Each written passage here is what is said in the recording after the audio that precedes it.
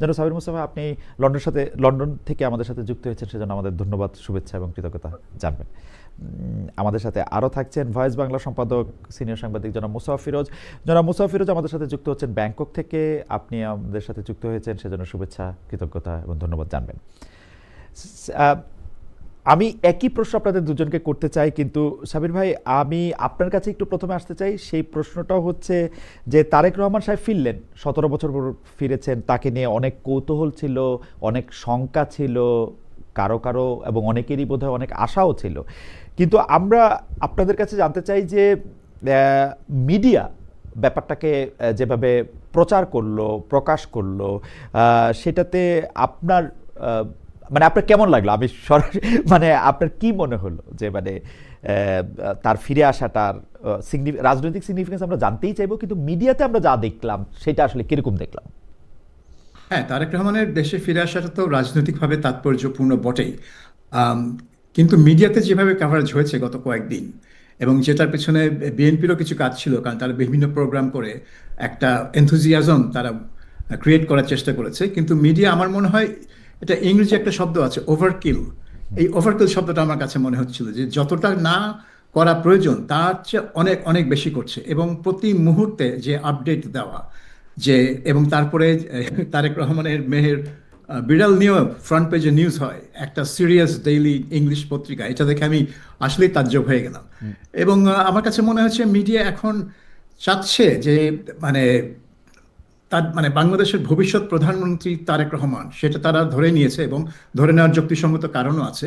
এবং সেই জন্য তাকে যে তোষামত্ত করা তাদের মধ্যে আছে, যে মানে যে খায়েশটা, সেই খায়েশটা এখন থেকেই তারা বের করে দিচ্ছে। এটার কোনো প্রয়োজন ছিল না। এটা গুরুত্বপূর্ণ, কারণ বাংলাদেশে এই মুহূর্তে বিএনপি দলের প্রকৃত নেতাকে দেশে থাকা প্রয়োজন, যেটা মতিউর রহমান প্রথম আলোর সম্পাদক দুদিন আগে বললেন যে তার আরও বেশি আগে ফেরা উচিত ছিল। এবং সেটাই সত্য কথা যে বিএনপি হচ্ছে সবচেয়ে বড় দল আওয়ামী লীগের অনুপস্থিতিতে, এবং তাদের দলের নেতা লন্ডনে বসে আছেন। এটা খুবই একটা অস্বাভাবিক পরিস্থিতি ছিল। তো এই পরিস্থিতিটার সমাপ্তি ঘটছে, কাজেই এটা গুরুত্বপূর্ণ। কিন্তু এমন ঘটনা না যেটা আপনি এইভাবে কাভার করবেন। বিশেষ করে এটা তো নেলসন ম্যান্ডেলার মতো না, যে 27 বছর জেলে ছিল, কেউ তাকে দেখেনি, কেউ তার কণ্ঠ শোনেনি। তারেক রহমানের কণ্ঠ তো আপনি প্রত্যেকদিন শুনছেন কোনো না কোনো ভিডিওতে, তাকে আপনি দেখছেন, তার ছবি ছাপা হচ্ছে সামাজিক মাধ্যমে, সে বাসে উঠছে, বাস থেকে নামছে, দৌড়ে চলে যাচ্ছে, বিড়াল নিয়ে সে বসে আছে। সো এটা এমন না যে তারেক রহমান একটা রহস্য, কোনো রহস্যই নেই তারেক রহমানকে নিয়ে। কাজেই এই পুরো জিনিসটাকে একটা এত হাইপ করা হয়েছে যে আমার কাছে মনে হচ্ছে যে এটা বিএনপি করলো, ঠিক আছে, তাদের নিজের দল, কিন্তু মিডিয়া তো সেই দায়িত্ব ছিল না বিএনপির হাইপের সাথে নিজেদের হাইপটাকে যুক্ত করার, কিন্তু সেটাই তারা করেছে। দীপু ভাই, আপনার কাছে যদি একটু জানতে চাই যে জনাব মুসাফির, আপনার কাছে যদি একটু জানতে চাই যে সাবির ভাই যে জায়গা থেকে বললেন যে অতিরিক্ত তোষামত বা ওভারকিল করা হয়েছে, আপনিও একই রকম মনে করেন কিনা? আমি শুধু আমার জায়গা থেকে সাবির ভাই উল্লেখ করলেন প্রথম পাতায় বিড়াল নিয়ে ছবির কথা। আমার কাছে আমি দেখলাম একটি টেলিভিশন, সম্ভবত 71 টেলিভিশন, তারা ফ্লাইট ট্র্যাকার নিজেদের মানে ওদের ওই নিউজটাতে ক্লিক করলে তারেক সাহেব এখন কোথায় আছেন এটা দেখা যাবে। ওটাও আমার কাছে খুবই কৌতূহলোদ্দীপক মনে হয়েছে। মানে আমরা কি আসলে মানে এটা আমাদের অভ্যাস হয়ে গেছে না? মানে চেয়ার থেকে যারাই আসুক বা যারাই থাকুক তাদেরকে আমরা এরকমই করবো, নাকি এটা ঠিকই আছে? মোসাফিরুজ ভাই, আপনার কাছে একটু শুনতে চাই। না, এই ঘটনার মধ্যে তো পরিষ্কার হয়ে গেল যে আমাদের গণমাধ্যম যে স্বাধীন না, এরা যে পরাধীন ভাবে, মানে জন্মটাই পরাধীন না তার শিকারে। যতগুলি টেলিভিশন আমি তো খুব গভীর ভাবে দেখি, গতকালকে থেকে যে লাইভ শুরু করছে, আমি মাঝখানে ঘুমাইছিলাম অনেক রাতে, ওই সময়টাও আমি লাইভ দেখেই লাইভের মধ্যে আমি ঘুমাই গেছি। কারণ তখন উনি হিথ্রো থেকে ফ্লাইটে উঠছে, তখন পর্যন্ত লাইভ চলতেছে। তারপর আমি ঘুমাই গেছি। সকালবেলায় আমি যখন একটু লেটে উঠলাম, উঠে দেখি তখনও লাইভ। তো ঠিক আছে, লাইভ তো বটেই, মানে এটা তো আপনি একটা ভারসাম্য রাখবেন, তো আরো অন্যান্য ন্যাশনাল ইন্টারন্যাশনাল সব নিউজ কাভারেজ করবেন। এবং আজকে একটা লাইভে বলছে, কিন্তু কোনো রিপোর্ট নেই। সেটা হচ্ছে ওই যে লক্ষ্মীপুরে যে বিএনপি নেতার বাসা মানে বন্ধ করে তালা দিয়ে আগুন ধরায় দেওয়াতে ছোট মেয়েটা মারা গেল, আজকে বড় মেয়েটাও মারা গেছে। এটাও একটা স্টোরি হইতে পারতো। সেখানে সাইড লাইনে বিড়ালের স্টোরি হইতে পারতো, মানে সবগুলিকে অ্যাকোমোডেট করা। এইটা মিডিয়া যদি এই প্র্যাকটিসটা এখন থেকে মানে শুরু না করে, তাহলে যেটা হবে, আমাদের রাজনীতিটাও তো একটা দুর্বল কালচারের উপর প্রতিষ্ঠিত। তখন তারা প্রত্যাশা করবে যে তোমরা তো হাসিনার আমলে এটাই করছো, তো এখন এটা শুরু করে এখন আবার ভারসাম্যের কথা বলো। ও আচ্ছা, আমরা এখন ক্ষমতা আসছি বা আসতে যাচ্ছি, এখন তোমাদের ভারসাম্য। এইটা আসলে মানে যেটা হয় আর কি, মানে পরাধীন হলে এ থাপ্পড় মারে ডান গালে আর ও মারে বাম গালে, এই অবস্থা আমাদের মিডিয়ার। যার জন্য দেখেন খুব হাসতে খেলতে দুইটা মিডিয়া হাউস পোড়ায় দিল, কারণ জানে যে এখানে কোনো প্রতিবাদ হবে না, কোনো প্রোটেকশন নেই, কোনো মিডিয়ার স্বাধীনতা আছে বলে যে রাজনৈতিক মহলে গণমাধ্যম এর মধ্যে খুব একটা উত্তেজনা আছে, মানে কি বলে প্রবল প্রতিবাদ হবে, এরকম কেউ মনে করছে না। যার কারণে পুরো পরিস্থিতিটাই একটা মানে আমরা যে ওই বলি যে স্বৈর শাসনকে আমরা সরাইছি, কিন্তু সরাই আমরা এই জায়গায় যে গণতন্ত্রকে স্ট্রং পজিশনে নিয়ে যাওয়ার যে একটা লক্ষণ, সেই লক্ষণটা দেখছি না। শুধুমাত্র নির্বাচনের কথা বলা হচ্ছে, তো সেই নির্বাচনটা দিয়ে কি হবে? আপনি গণমাধ্যম যদি এরকম দুর্বল থাকে, তাহলে আপনি এখন পজিশনটা কি নেবেন? দেখেন এখন আপনি আগামী নির্বাচন আসতে আসতে এই মেরুকরণ তো পরিষ্কার হয়ে যাবে, একদিকে জামাত আর একদিকে বিএনপি। তাহলে আপনি কি এখন যে কাভারেজটা দিচ্ছেন সেই কাভারেজটাই চলতে থাকবে? তাহলে অন্যদের কাভারেজটা কোথায়? তো এটা নিয়ে আমার ধারণা যে মিডিয়া আসলে বিতর্কিত হবে।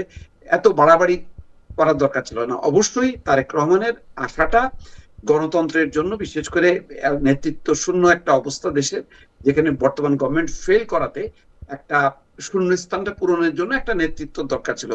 সেটা বিএনপির মতন বড় দল এবং তার নেতা তারেক রহমান, যেহেতু বেগম খালেদা জিয়া অসুস্থ। তো কিন্তু আপনাকে তো মানতে হবে যে আপনার একটা প্রতিষ্ঠান, আপনি সারা দিন ব্যাপী যদি এটা করতে থাকেন, তাহলে কেমনে হবে? সেটা তো উচিত না। তো ধরেন এটা আমরা করতে পারি, আমরা ধরেন ইউটিউব করি, ফেসবুক করি, আমাদের ইস্যু এটা, আমাদের সংক্ষিপ্ত কয়েকটা কন্টেন্ট দেবো, আমরা সীমাবদ্ধ থাকতে পারি, কিন্তু মিডিয়া তো একটা বড় হাউস। দীপু ভাই, আসলে আপনি কন্টেন্ট মানে করতেছেন, তার কারণ তো আসলে জনগণ চাচ্ছে। এখন জনগণের চাওয়াটাকে, মানে আমরা যখন মিডিয়া স্কুলে পড়ছি তখনও তো একটা জিনিসই আমাদেরকে কর্নারস্টোন বলছে, যে সেটা হচ্ছে পাবলিক ইন্টারেস্ট। এখন পাবলিক ইন্টারেস্ট দুই অর্থে, স্বার্থ অর্থেও আগ্রহ অর্থেও। এখন এত মানুষের আগ্রহ তো আছে, মানে উনি আসবেন। আমি দেখছিলাম যে 2 দিন আগে থেকে এসে রাত্রেবেলা আছেন, তেরপল বিছিয়ে শুয়ে আছেন। আমি এই জায়গায় একটু আসতে চাই যে এটাও আপনাদের দুজনের কাছেই প্রশ্ন। সাবির ভাই, আমাদের জনগণ এত যে প্রত্যাশা রাখে একজনের উপর, এবং কোনো একটা ব্যক্তি বিশেষের উপর বা কোনো একটা দলের উপর যে এত সাংঘাতিক প্রত্যাশাটা করে, একদম সেই প্রত্যাশাটা এমন হয় যে সেই প্রত্যাশাটা করতে সময় সে আর মানে তাকে তাকে তাকে আর ক্রিটিক্যালি দেখতে পারে না। এইটা কি আসলে আমাদের জনগণের একটু শেখা উচিত না, বা এই পরিমিতি বোধটা একটু থাকা উচিত না? মানে মিডিয়া তো মানে হাস্যকর আচরণ করেই, কিন্তু জনগণও তো আসলে প্রত্যাশার জায়গা থেকে কারো কারো উপরে প্রত্যাশাটা এত দূর পর্যন্ত নিয়ে যায়। সরি, আমি আরেকটু বলি, আমি দেখেছিলাম যে ভারতীয় একজন চিত্রনায়ক বাংলাদেশে এসেছেন, রাস্তায় মানুষ শুয়ে গেছে তাকে দেখার জন্য। এখন তাকে যেহেতু টিকিট দিয়ে দেখতে হয়েছে, তারেক সাহেবকেও টিকিট দিয়ে দেখতে হলেও হয়তো একই অবস্থা হইতো। মানে আমাদের যে এই স্টার, মানে কেউ একটা স্টার হলে, সেলিব্রিটি হলে তার মানে এইটা কিরকম আসলে আমরা এটা হচ্ছে ওই ব্যক্তি বন্দনার প্রবণতা আমাদের সমাজে, আমাদের সংস্কৃতিতে এটা অত্যন্ত প্রবল। এটা আপনি কখনোই, আমার মনে হয় না আমরা এটা কখনোই এটাকে বদলাতে পারবো। এটা পশ্চিমা বিশ্বে বদলেছে, কিন্তু তাদের এই ব্যক্তি বন্দনাটা চলে গেছে অন্যদিকে। বিনোদনের ক্ষেত্রে রকস্টার এখন একটা টার্মই হয়ে গেছে, যে রকস্টার স্টেটাস মানে হচ্ছে তাকে দেখে লোকজন চিৎকার করে, কেন্দ্রে দেয়, মানে আনন্দে ফেটে পড়ে। তো আমাদের রাজনীতিকরা এখনো এই তারেক রহমানকে নিয়ে এখন একটা রকস্টার ইমেজ তৈরি হয়েছে, এবং লাখ লাখ লোক যে তার জন্য এত আনন্দ প্রকাশ করছে, এবং বিএনপি নেতারাই তো তার আগমনকে জোনাকির আলো, ছড়ানো আলোর সাথে তুলনা করছে। হ্যাঁ, সেদিন কালকে দেখলাম। তো এখন এটার একটা সমস্যা যেটা আছে, যে এই আমাদের রাজনীতিতে 1991 সাল কেন, তার আগে থেকেও 2 দলের উপর ভরসা করছে মানুষ, আওয়ামী লীগ এবং বিএনপি। এবং যখন তারা সুযোগ পেয়েছে, একের পর আরেকটাকে সুযোগ দিয়েছে। যে রাস্তাটা শেখ হাসিনা বন্ধ করে দিল 2011 সালে, আপনার এই তত্ত্বাবধায়ক সরকার ব্যবস্থাটা বাতিল করে দিয়ে। এর ফলে বিএনপি ছাড়া আর তার কারোর উপর ভরসা নাই। এখন পরিস্থিতি এমন জটিল হয়ে গেছে গত 1.5 বছরে, দেশটা তো এখন টোটালি একটা ললেস অবস্থায় চলে গেছে। সরকার, আপনি বলছেন ব্যর্থ, আমি তো বলবো সে চতুর্দিকে ব্যর্থ, এবং এটা একটা নেতৃত্বের ব্যর্থতা। তো সেটা থেকে বেরিয়ে আসার জন্য মানুষ দেখছে যে তারেক রহমানই একমাত্র পথ, কারণ তারা আর অন্য কোনো বিকল্প খুঁজে পাচ্ছে না। তারা যে একটা কি বল ভারসাম্য বজায় রাখবে, তাদের তো সেটার জন্য তো বিকল্প লাগবে। কিন্তু তৃতীয় শক্তি কি? দ্বিতীয় শক্তি হচ্ছে জামাত, তারপরে তৃতীয় শক্তি কি? না, কিন্তু এনসিপি, গণ কিন্তু সাবির ভাই, আমার খুব জানতে ইচ্ছা করে, জনগণ কি নিজেদের কোনোদিন শক্তি হিসাবে ভাবতে পারবে না? মানে মানে এতটা সমর্পিত কারো না কারোর দিকে থাকলে তো জনগণ শক্তিহীনই হয়ে থাকবে, কিন্তু জনগণ তো নিজেকে আত্মসমর্পণ করে খুব সহজে। হ্যাঁ, এখন ব্যাপারটা হয়ে গেছে যে জনগণ নিজেকে তো নেতৃত্ব দিতে পারে না, জনগণের সবসময় নেতৃত্ব দরকার। আমরা যে বলি যে জনগণ বাংলাদেশকে স্বাধীন করেছে, কিন্তু হ্যাঁ সেটা ঠিক, কিন্তু ওই জনগণকে নেতৃত্ব দিয়েছে, যেহেতু দিয়েছে তো রাজনীতিক এবং সামরিক রাইট, নেতারা, রাইট, এটা তো ভুললে চলবে না। তো মানুষের তো সেটা দরকার। তারা গত বছর যেটা প্রমাণ করলো যে জনগণ রাস্তায় নামলো শেষমেশ, আগস্ট মাসের শুরুর দিকে এসে জনগণ রাস্তায় নামলো। এর আগে কিন্তু অ্যাক্টিভিস্টরা রাস্তায় মারপিট করছিল পুলিশের সাথে, কিন্তু যখনই পরিষ্কার হয়ে গেল যে শেখ হাসিনার পতন একেবারেই অনিবার্য, তখন কিন্তু জনগণ রাস্তায় নেমে পড়লো। কিন্তু সেটার জন্য একটা নেতৃত্ব দরকার ছিল, একটা পরিস্থিতির দরকার ছিল। বাংলাদেশে রাজনৈতিক দলগুলো সেই ধরনের কোনো নেতৃত্ব দিতে পারছে না জনগণকে, যে জনগণ যে মানে মানে বিবেচনা করে বিচক্ষণভাবে 2-3টা দলের মধ্যে তারা চুজ করবে, সেটা পারছে না। হয় একদিকে যাচ্ছে, নয় আরেক দিকে যাচ্ছে। আর তাদের চয়েস যখন জামাত, সেকেন্ড চয়েস যখন জামাত, তখন বাংলাদেশের মানে অবস্থাটা কোন জায়গায় আছে আপনি চিন্তা করে দেখতে পারেন। জামাতের পরে যারা আছে মধ্যপন্থী বা সেকুলার পার্টি, তারা কিন্তু হিসেবের বাইরে চলে গেছে। আর মানুষ তো দেখছে তারা 1% ভোটও পাবে না, তাহলে তারা তো তাদের কাছে কোনো চয়েসই না। সো এখন যদি তারেক রহমানকে কোনোভাবে সিংহাসনে বসানো যায়, গত সিংহাসনই পাবে, কারণ তারা একটা রাজা তৈরি করছে। তারা একটা রাজা তৈরি করতেছে।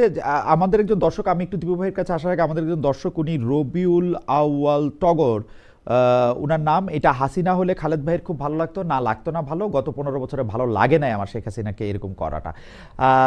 দীপু ভাই, আপনার কাছে প্রশ্নটা হইল যে একই প্রশ্ন, যে কিন্তু আমরা কিন্তু এইটাও লক্ষ্য করেছি, বিশেষ করে এটা বোধহয় ডিসেম্বরের 10 তারিখে জনাব হাদি গুলি খাওয়ার পরে, তারপরে ওনার মৃত্যুবরণ, এটাকে কেন্দ্র করে বাংলাদেশের সংবাদপত্র অফিসে হামলা, 2টা সংবাদপত্র অফিসে হামলা, আরও বিভিন্ন নাশকতা, এগুলির মধ্যে দিয়ে কিন্তু মানুষজন কিন্তু এরকম মনে করতেছিল যে বিএনপির যে প্রধান নেতা, উনি যদি দেশে ফিরে আসেন, দেশ যদি পুরোপুরি নির্বাচনে এখানে যায়, তাহলে মানুষের মধ্যে একটু স্বস্তিও ফিরে আসবে।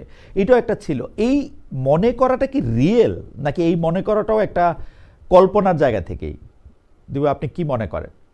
না না, কল্পনা, এটা বাস্তব। এটা মানুষ একটা অসহায় অবস্থার মধ্যে যখন নাকি এরকম নারকীয় ঘটনাগুলো দেখলো, তখন সবাই টনক নড়লো এবং বুঝলো যে আহ, যেটা নুরুল কবির ভাইয়ের বক্তব্য একদম, যে উনি 10 জন উপদেষ্টাকে ফোন করেও কার কাছ থেকে রেসপন্স পাননি, এবং তখন তার মনে হলো যে সরকার এটা হইতে দিছে। তো এই যে ওনারও বাস্তবে উনি নিজেও হ্যারাস্ট হলেন। তো এই উপলব্ধি থেকে মানুষ এটা তো ছড়ায় গেল যে আসলে বাস্তবে সেখানে পুলিশ বাধা দেয়া বা প্রতিরোধ গড়ে তোলা, এগুলি ইনফরমেশন সবাই জানে। যে যখনই বলা হলো যে রবের ডাকে যদি সাড়া না দেয় ওসমান হাদি, তাহলে ভারতীয় আধিপত্যবাদের কোনো স্থাপনা থাকবে না বাংলাদেশে। তো ভারতীয় আধিপত্যবাদী স্থাপনা কোনগুলি, সেই বয়ানগুলি তো বা ন্যারেটিভ গুলি তো আগেই তৈরি করা আছে।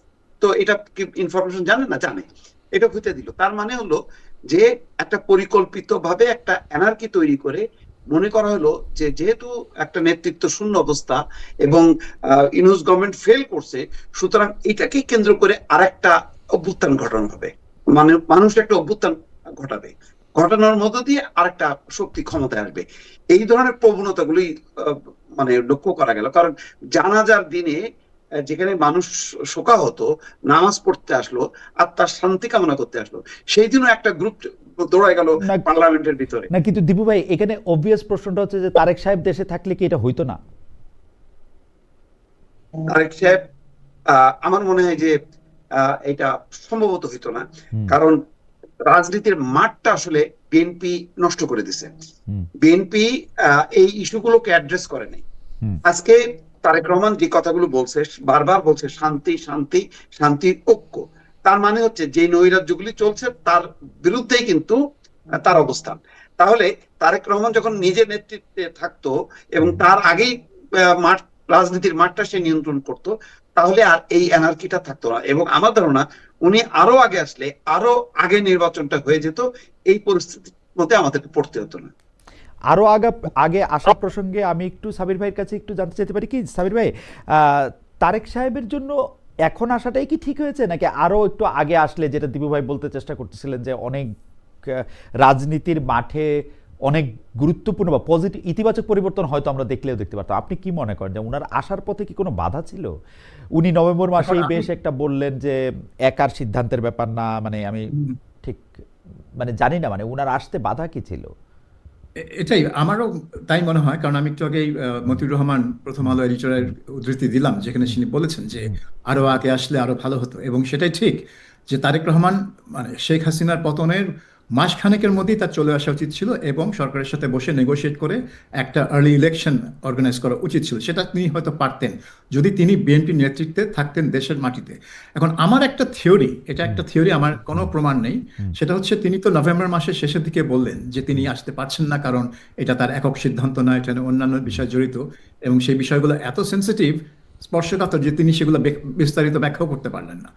তারপরে হুট করে কি করে ডিসেম্বর মাসের 12 তারিখে তার আগমনের, তার আসার তারিখটা ঘোষণা করা হলো। আমার মনে হয় যে যখন ওসমান হাদিকে গুলি করা হলো তখনই বিএনপি বুঝতে পেরেছে যে এখানে একটা ভয়ানক কোনো ষড়যন্ত্র আছে এবং এইটা প্রিভেন্ট করার জন্য তারেক রহমানের উপস্থিতি একেবারে অপরিহার্য।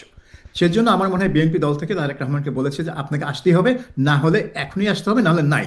কারণ এরপরে পরিস্থিতি কোন দিকে যাবে, এবং এটা শুধু ওসমান হাদির গুলি করার মধ্যে সীমাবদ্ধ থাকবে না ধারাবাহিকভাবে অন্যরাও গুলি খাবে, সেটাও একটা মানে বিরাট প্রশ্ন ছিল।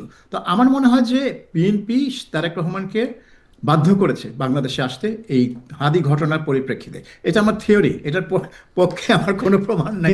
কিন্তু সাবির ভাই, তফসিল ঘোষণা হয়ে যাওয়ার পরে, কত 7 বা 8 তারিখে জানি তফসিল ঘোষণা হইলো, সেইটা ঘোষণা হওয়ার পরে এই 29 তারিখের মানে নির্বাচনে অংশগ্রহণ করলে তো, আমি ওই সময় হিসাব করছিলাম, নির্বাচনে অংশগ্রহণ করলে তো 29 না 30 তারিখের মধ্যে তাকে আসতেই হইতো।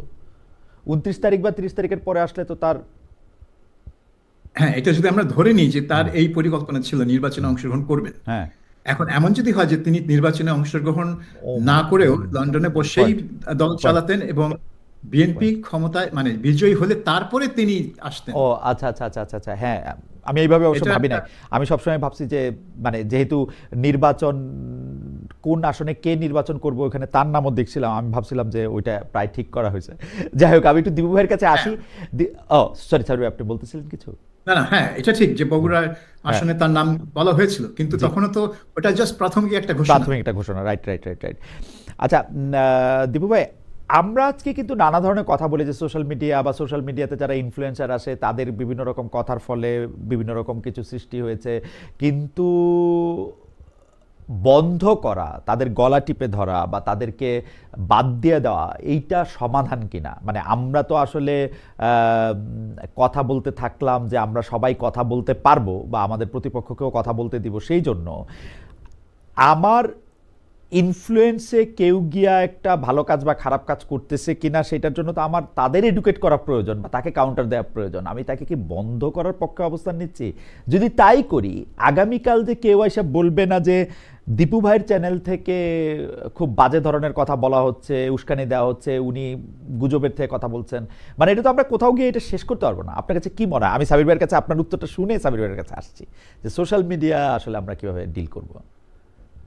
সোশ্যাল মিডিয়া কেন, এটা তো যে কোনো মিডিয়ার ক্ষেত্রেই তো এটা কোনটা উস্কানি আর কোনটা উস্কানি না, এটা একটা রাষ্ট্রের একটা এডিটোরিয়াল পলিসি থাকবে, যে পলিসিতে সাংবাদিক, গণমাধ্যম ব্যক্তিত্বরা তাদের ইনভলভমেন্টটা থাকবে, তো তারা ডিসাইড করবে। তো এটা আমরা জানি না, ধরেন মানে 32 নম্বরে আগুন দাও, মানে এটা কি মানে এটা কি কোন ব্যাকরণ আছে এটা বুঝতে অসুবিধা যে এটা একটা উস্কানি। কিন্তু যদি বলা হয় না দিবু ভাই, আমার প্রশ্নটা আমি ক্লিয়ার করতে পারি না। মানে এই উস্কানি তো আমার কাছে কোনো মিনিং তৈরি করে না। মানে আমাকে 32 নম্বরে আগুন দাও কি এই মগবাজারে গিয়ে আগুন দাও জামাত ইসলামের নেতার বাসায়, ওইটা কোনোটাই আমার কাছে কোনো কিছু মিন করে না। কিন্তু আমি কিন্তু বুঝতে পারি যে ওর কথার মূল্য আমার কাছে বিবেচিত হবে হচ্ছে আমার অবস্থান দিয়ে, তাই না? তো আমার জায়গা থেকে তো ওইটা আমাদের চেষ্টা করা উচিত। আর যদি কেউ মিথ্যা কথা বলে, গুজব বলে, সেটার আয়ু তো অনেক কম। মানে আমি তো সকালবেলায় এটা বুঝতে পারতেছি, বা 2 মিনিট পরেই এটা বুঝতে পারতেছি, তাই না? এইটারে আমরা এত না, সিরিয়াসলি কেন নিব? মানে এটা আমাদের কি সমস্যা করবে? আমি যে কোনো অর্থে সোশ্যাল মিডিয়া হোক আর মেইন স্ট্রিম মিডিয়া হোক, কোনো মিডিয়ার গলা টিপে হত্যা করা বিশ্বাস করি না, কিন্তু একটা দায়বদ্ধতা, একটা জবাবদিহিতার জায়গাটা নিশ্চিত করতে হবে। সেটা রাষ্ট্রের আইন, রাষ্ট্রের আইনটা যদি নির্মোহভাবে প্রয়োগ হয়, তাহলে আমি যখন বুঝবো যে আমাকে কোনটা করতে হবে কোনটা করতে হবে না, আমি চাইলেই আমি আজকে বসে আমি বাংলাদেশের স্বাধীনতা নতুন করে ঘোষণা করতে পারি না, এটা রাষ্ট্রবিরোধী হবে। সুতরাং আইন কানুন তো থাকতেই হবে, কারণ আইন কানুন ছাড়া এমন কোন বিশ্বের এমন কোন দেশ নেই যেটা গণমাধ্যম কেন সবকিছুই নিয়ন্ত্রিত হয়। তো সুতরাং সেইটাকে মানে প্রোটেক্ট করতে হবে। কিন্তু আমাদের এখানে যেটা হচ্ছে, ওই যে অপব্যবহার হচ্ছে, আজকে হয়তো আমি মানে উস্কানি বা সহিংসতার জন্য অমুক মিডিয়াকে আমি দায়ী করলাম, বা গণমাধ্যমকে সোশ্যাল মিডিয়াকে আমি গলা টিপে হত্যা করলাম, অন্যদিন দেখা যাবে যে এইটার সুযোগ ধরে আমি যে ভালো কাজটা করতেছি, আমার ভালো কাজটা যেহেতু তাদের বিরুদ্ধে যাচ্ছে, ক্ষমতাসীনদের বিরুদ্ধে যাচ্ছে, তখন তারাও একটা ইস্যু ধরে আমাকে গলা টিপে হত্যা করলো। এই জায়গাটাই হচ্ছে চেক অ্যান্ড ব্যালেন্স করা, এবং রাষ্ট্র গণতান্ত্রিক কিনা, রাষ্ট্র নিরপেক্ষ কিনা সেটা প্রমাণের জায়গায় ইনস্টিটিউশন গুলি যদি বিল্ড আপ হয়, আমি অবশ্য গণমাধ্যম আমি অবশ্য আমি অবশ্য আপনার সাথে দ্বিমত পোষণ করব না, কিন্তু আমরা যেটাকে আসলে নতুন করে মব কালচার বা ইত্যাদি নামে দিছি, সেটা আমাদের মধ্যে সারা জীবন ছিল। আমার মনে আসে যে খুব বেশি দিন আগে না, একজন ভদ্র মহিলাকে পিটিয়ে মেরে ফেলা হয়েছিল ছেলে ধরা সন্দেহে। পরে দেখা গেছে যে সে তার, এবং আমরা যে কোনো চোর পকেটমার 20 টাকা 25 টাকা মারলে তাদেরকে গাছের সাথে বেঁধে রাখি, পিটিয়ে মারি, মানে কি যেন কি করি, এগুলি আমরা খুব আগ্রহ করেই করি। এটা আমাদের মধ্যে সারা জীবনই ছিল। কিন্তু মানে মিডিয়ার ক্ষেত্রে ব্যাপারটা কেমন সেটা যদি একটু আন্তর্জাতিক প্রেক্ষাপট থেকেও একটু বলতেন, যেহেতু সাবির ভাই এখন লন্ডনে আছেন। সাবির ভাই, আমরা কিন্তু নাইজেল ফারাজকেও দেখছি, জর্জ গ্যালাওয়েকেও দেখছি, দুই দিক থেকে যদি আমরা বলি, ওদের বক্তব্যের মধ্যে এরকম অনেক কিছু ছিল, এবং তারা ডেমাগগ, তারা অনেক রকম কথা বলছেন যেগুলি, কিন্তু তাদেরকে যে ডিল করা হয়েছে, আমরা কি আমাদের যে কথাগুলি শুনতে ভালো লাগে বা লাগে না, তাদেরকে সেভাবে ডিল করি সোশ্যাল মিডিয়ার নাম দেয়া বা ইনফ্লুয়েন্সার বলে? মানে একটু যদি। হ্যাঁ, বাংলাদেশে কিন্তু আইন আছে যে হত্যাকাণ্ডে উস্কানি দেওয়া বা কোনো সহিংসতায় উস্কানি দেওয়া, এগুলোর বিরুদ্ধে কিন্তু আইন আছে, এবং এটা ফৌজদারি অপরাধ এগুলা। কাজে আপনার যদি কেউ সামাজিক মাধ্যমে বা টেলিভিশনে এই ধরনের কোনো হত্যাকাণ্ড বা সহিংসতায় উস্কানি দেয়, এবং এটা যদি আইনজীবীরা প্রমাণ করতে পারে সে দিয়েছে, আপনি ওই নির্দিষ্ট অপরাধের জন্য ওই নির্দিষ্ট ব্যক্তিকে সাজা বিরুদ্ধে যাবে, মামলা করবে। কিন্তু ওই চ্যানেল তো আপনি বন্ধ করা ঠিক হবে না, কারণ তাহলে তো ওটা হয়ে যাবে চ্যানেলের কণ্ঠরোধ। বা একটা সোশ্যাল মিডিয়া সাইট আপনি বন্ধ করে দিতে পারেন না, কারণ সে কোনো এক জন্মে একটা উস্কানিমূলক বক্তব্য দিয়েছিল। ওইটার জন্য যে ব্যক্তি করেছে, যা করেছে, ওই স্পেসিফিক ওই ক্রাইমের জন্য তার বিরুদ্ধে অ্যাকশন হওয়া যেতেই পারে যদি আইন থাকে, এবং বাংলাদেশে এরকম আইন আছে। কাজেই এই দেশেও কিন্তু একইভাবে জিনিসটা চলে। এটা মিডিয়া হোক আর যেই হোক, এখানে যদি কেউ কোনো অপরাধ করে তার বিরুদ্ধে মামলা হবেই। আপনি দেখেন সবচেয়ে বড় উদাহরণ হচ্ছে যে নিউজ অফ দ্য ওয়ার্ল্ড নামক যে সাপ্তাহিক পত্রিকা ছিল, বিশাল 125 বছরের পুরনো পত্রিকা, সানডে পত্রিকা, তার যে সম্পাদক ছিল, পরে সে প্রাইম মিনিস্টার ডেভিড ক্যামেরনের প্রেস সচিব বা হেড অফ কমিউনিকেশন ছিল। সেই কমিউনিকেশন হেড থাকা কালে তার বিরুদ্ধে মামলা হয়েছে, তার বিচার হয়েছে, এবং বিচারে তিনি দোষী সাব্যস্ত হয়েছেন। কি ঘটনা? তারা বেআইনিভাবে একটা মৃত মেয়ের টেলিফোন ভয়েস মেসেজ হ্যাক করেছিল। এটা ইনভেশন অফ প্রাইভেসি এত স্ট্রং। তারপরে এবং চিরকালের জন্য পত্রিকাটা, এবং হ্যাঁ, তাকে রিজাইন করতে হলো এবং জেল খাটতে হলো, এবং মালিক সেই পত্রিকাটাই বন্ধ করে দিল। চিরকালের জন্য পত্রিকাটা বন্ধ হয়ে গেল। এবং এটার কারণ ছিল যে ওই একটা অপরাধ না, সে মালিক জানতো যে এই কাজটা একেবারে ধারাবাহিকভাবে করা হয়েছে তার পত্রিকায়, এবং ওইটার থেকে রেহাই পাওয়ার জন্য সে পত্রিকা বন্ধ করে দিচ্ছে। তাহলে একের পর এক মামলা আসতো, একের পর এক ঘটনা বেরোতো। কাজেই আপনাকে শক্তভাবে, মিডিয়া হোক, সোশ্যাল মিডিয়া হোক, যে মিডিয়া হোক, যদি কোনো অপরাধমূলক কাজ হয়, যদি কেউ করে, সেটাকে ওই সুনির্দিষ্ট অপরাধের জন্য ওই সুনির্দিষ্ট ব্যক্তির বিরুদ্ধে অ্যাকশন নেওয়া উচিত। কিন্তু চ্যানেল বা সাইটকে বন্ধ করা, এটা হয়ে যাবে বাক স্বাধীনতার উপর হস্তক্ষেপ আমার মতে। আমি একটু দীপু ভাইয়ের কাছে একটু রাজনৈতিক তাৎপর্যের জায়গায় একটু আসতে চাই। দীপু ভাই, আমরা নানা রকম কথা শুনছি, আমাদের দর্শকদের মধ্যে কেউ কেউ বলছেন যে এনসিপি জামায়াতে ইসলামের সঙ্গে যাচ্ছে, সেইটার ব্যাপারে আপনাদের মন্তব্য একটু শুনতে চাচ্ছে। এখন নতুন রাজনৈতিক দল এনসিপি, তাদের সাথে জামায়াতের একটা প্রকাশ্য বিরোধও আমরা একসময় দেখছি, এখন আবার জামায়াতের সঙ্গে যাওয়া, আমরা বিএনপির সাথে যাওয়া প্রসঙ্গও শুনছি। এইগুলির রাজনৈতিক তাৎপর্যটা কি আপনি যদি একটু বলতেন? যে সাবির ভাই কথাটা শুরু করেছিলেন যে তৃতীয় পক্ষ আমাদের আছে কিনা। তো এনসিপি তো আমাদের মধ্যে জুলাই বিপ্লব এবং অন্যান্য নানা কারণে নানা আশা জাগিয়েছিল। তো ও দ্বিতীয় পক্ষের মধ্যে উনাদের মানে প্রথম বা দ্বিতীয় পক্ষের মধ্যে সংযুক্ত হয়ে যাওয়াটা সেটা কেমন হবে, বিএনপির সঙ্গে হোক আর জামায়াত ইসলামের সঙ্গে হোক, সেটা জানতে চাচ্ছি। আর শুধু দর্শকদের একটা মন্তব্য পড়ে শোনাচ্ছি। আফ্রিদে আহমেদ, উনি বলছেন, খালেদুদ্দিন ভাই আপনাকে কখন দেশে মাটিতে দেখবো, আপনি দেশে এসে কি তারেক রহমান ইন্টারভিউ নেবেন সরাসরি? আমি তো দেশে নির্বাচনের আগে অবশ্যই আসবো, ফেব্রুয়ারি মাসেই আসবো, কিন্তু তারেক সাহেব আমাকে ইন্টারভিউ দিবেন কিনা সেটা আমি জানি না। আমি গত 5 বছর ধরে চেষ্টা করে যাচ্ছি, কিন্তু এই চেষ্টায় কোনো ফল প্রকাশ হয় না। আমাদের প্রশ্ন অবশ্য সাবির ভাইয়ের জন্য আছে, যে সাবির ভাই চেষ্টা করেছিলেন কিনা উনি যখন চাকরিতে ছিলেন, সেই প্রশ্ন আমাদের আছে, সেটা আমরা পরে করব। দিবু ভাই, আপনি যদি একটু বলতেন যে আসলে আমরা কোনো তৃতীয় পক্ষ না পেয়ে তাকে প্রথম বা তৃতীয় পক্ষের সাথে যুক্ত হয়ে যেতে দেখা আমাদের জন্য আসলে ভালো কি খারাপ, বা কিভাবে দেখেন আপনি? আসলে এনসিপি একটা বিপাকের মধ্যে পড়ে গেছে। তারা তৃতীয় শক্তি হিসাবে তারা একটা জোট করার চেষ্টা করছিল, কিন্তু সাড়া পায়নি। কারণ যেই সব দলগুলোকে নিয়ে তারা চিন্তা করছিল যে তাদের শক্তি দিয়ে হচ্ছিল না, সুতরাং আরো কিছু গণতান্ত্রিক রাজনৈতিক দলগুলোকে সাথে নিয়ে তারা একটা বড় আকারের জোট করতে চাচ্ছিল, এবং সেই জোট নির্বাচনে লড়বে এমন একটা চেষ্টা ছিল তাদের। কিন্তু যেহেতু কেউ বিএনপির দিকে, কেউ জামাতের দিকে, ওই আসনটা হয়ে গেছে মূল বিষয়। অর্থাৎ পার্লামেন্টে যদি আমি না যাই তাহলে আমার অস্তিত্ব থাকবে না, এই বিষয়টা বিভিন্ন রাজনৈতিক দলের মধ্যে মাথা চাড়া দিয়েছে।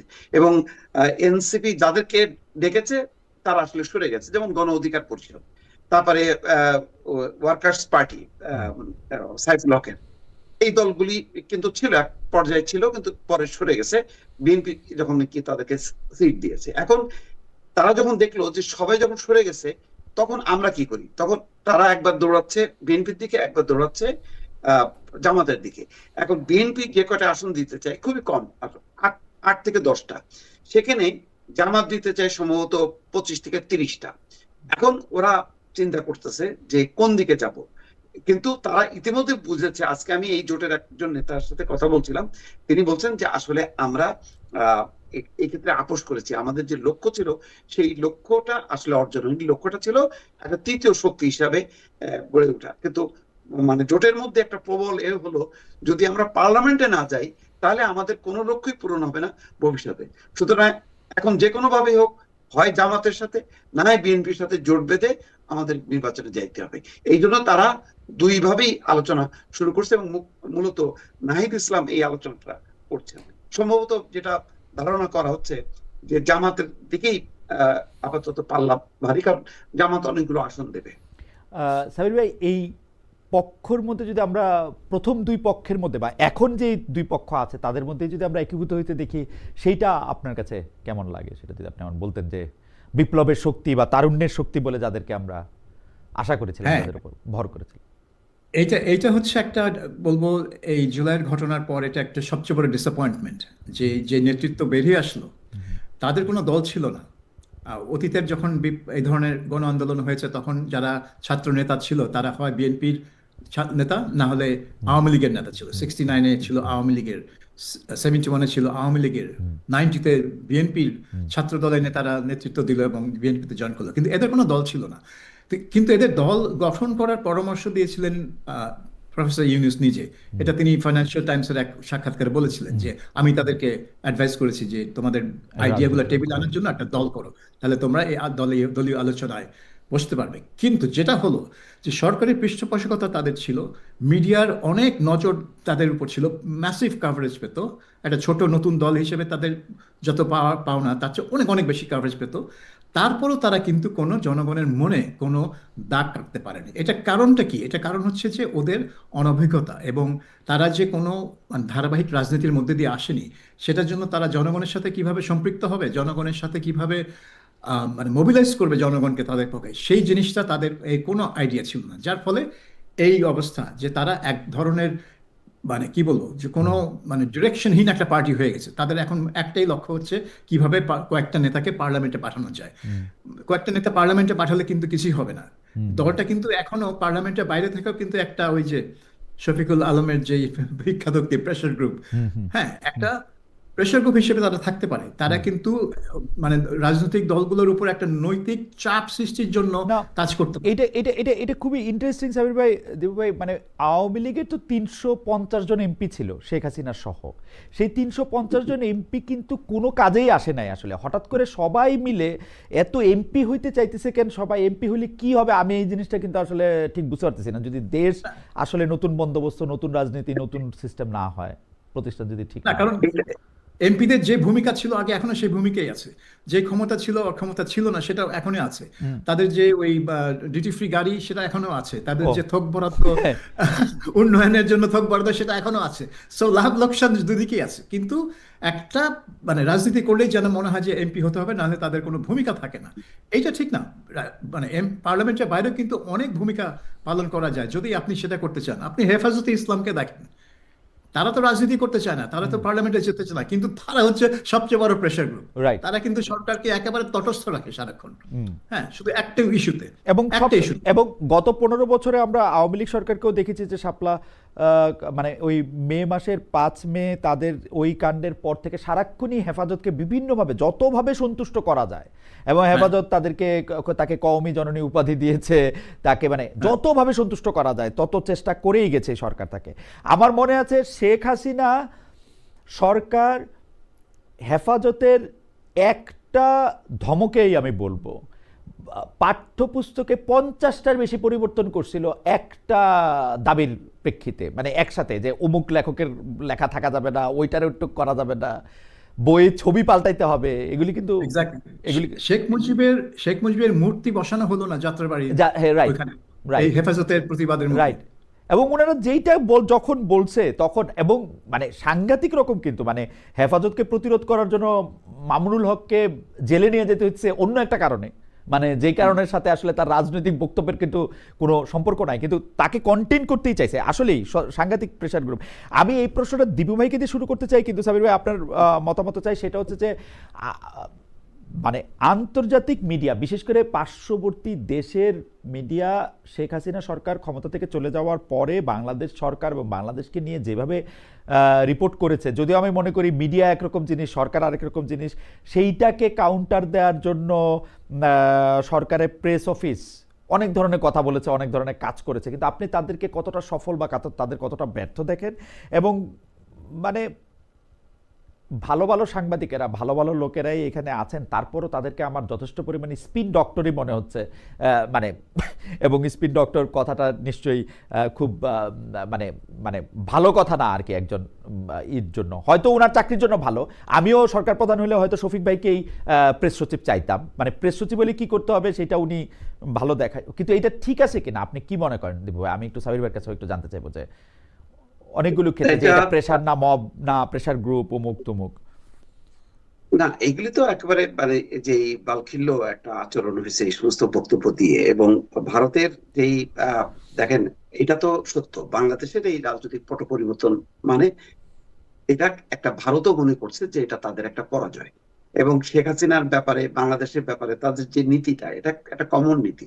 সরকার বিরোধী দল মিলেই কিন্তু তাদের একটা ঐক্যবদ্ধ একটা নীতি, এবং তারা মানে জয়েন্টলি মনে করে যে তাদের একটা পরাজয় হয়েছে। তো তার এই যে সরকারের ভিউজটা, কিন্তু দেখেন প্রথম দিকে কিন্তু তারা আন্দোলনকে সাপোর্ট করছে, তাদের মিডিয়াগুলো শুধু না, ইভেন পাবলিকও রাস্তায় নেমে আন্দোলনে মানে সাপোর্ট করছে। কিন্তু যখনই নাকি শেখ হাসিনা দিল্লিতে পালায় গেল, তারপরেই কিন্তু ঘুরে গেল। এবং যখন নাকি ভারত তাকে মানে শেখ হাসিনাকে ফোন করলো, তখন কিন্তু মিডিয়ার চেহারাগুলো আবার পাল্টে গেল। এখন এইটার মানে এইটাকে আপনি কাউন্টার করতে গেলে আপনাকে তো সেই যুক্তিসঙ্গত ভাবে আপনাকে প্রেজেন্ট করতে হবে। এখন আপনি ওইটার বিপরীতে আপনি এমন এমন সব কথাবার্তাগুলি বলতেছেন, সেগুলি তো খুব হাস্যকর হয়ে যাচ্ছে। সুতরাং আপনাকে যুক্তিসঙ্গত ভাবে কিন্তু আপনাকে তাদের যে যুক্তিগুলো, তাদের যে বক্তব্যগুলো, সেইগুলিকে আপনি যদি কাউন্টার না দেন, তাহলে তো জিনিসটা হাস্যকর হয়ে যাচ্ছে। যেমন মবকে মব বলতে হবে, কারণ আপনি মানে মবের কেন বলা হচ্ছে? মবের কারণে বাংলাদেশে 100টা মাজার, দরগা শরীফ ধ্বংস হয়েছে। এটা কি মব না? নুরাল পাগলার যে লাশ আপনার কবর থেকে তুলে যে পোড়ানো হলো, এটা কি মব না? তারপরে এই যে আপনার ইয়েতে ভালুকাতে যে দীপুচন্দ্র দাসকে, এটা কি মব না? এগুলিকে যদি আপনি না বলেন, এটাকে মানে এটাকেই তো বলা হচ্ছে মব। প্রথম আলো, ডেইলি স্টার কি মব বলা হচ্ছে? আপনি এখন এটাকে প্রেশার গ্রুপটা কোথায়? প্রেশার গ্রুপটা এটা তো একটা পলিটিক্যাল যেটা বৈষম্য বিরোধী ছাত্র আন্দোলন যদি নাহিদ ইসলামরা বাঁচায় রাখতো, তাহলে সত্যিকার অর্থে ওই হেফাজতের মতন এটা একটা ভালো প্রেশার গ্রুপ হইতো এবং মানে রাজনীতিতে দুর্বৃত্তায়ন, অর্থ পাচার, দুর্নীতিবাজ, মানে সুশাসনের পক্ষে একটা বড় ধরনের ভূমিকা রাখতে পারতো। কিন্তু এটা তো নাহিদরা নিজেরাই কিল করে ফেললো এবং ক্ষমতার লোভে। এবং আমার ধারণা ক্ষমতাসীনরা চাইছে এটা, যে এরা ক্ষমতার মধ্যে থাকুক, তারা যাতে সেফ সাইডে থাকে। এবং সেফ সাইডে থাকতে যে তারা নিজেরাই কিন্তু ডুবে গেল। এখন এটাকে আপনি নানা রকম প্রেস উইং থেকে নানা রকম বক্তব্য দিয়ে টিয়ে এটাকে আপনি তো পারছেন না। শেষ পর্যন্ত কি হলো? নেতৃত্বের শূন্যতা, ইউনূস সরকার যে ফেল করলো, এটা দিনকে দিন আরো স্পষ্ট হলো। আরো যদি এটা 6 মাস প্রলম্বিত হতো, আল্লাহ জানে এটা 111 এর থেকেও একটা খারাপ অবস্থার মধ্যে পড়ে যেত এই সরকার। এই সরকার এবং এই সরকারের মুখপাত্র হিসেবে যে প্রেস সেকশন আমরা দেখলাম, সাবির ভাই, আপনি এটাকে ঠিক আদর্শ মনে করেন কিনা? আন্তর্জাতিক মিডিয়াকে মোকাবেলা করার জন্যই তাদের এরকম করতে হয়েছে, এইটা আপনি মানেন কিনা? আর যদি ওই প্রশ্নটা একটু আপনাকে মনে করে দিতে চাই, আপনি তারেক রহমান সাহেবের ইন্টারভিউ নিতে চেষ্টা করেছেন কিনা যখন বাংলাদেশে তাকে নিষিদ্ধ করা হয়েছিল তখনও? দুইটাই যদি একটু একসাথে একটু বলেন প্রেস সেকশন।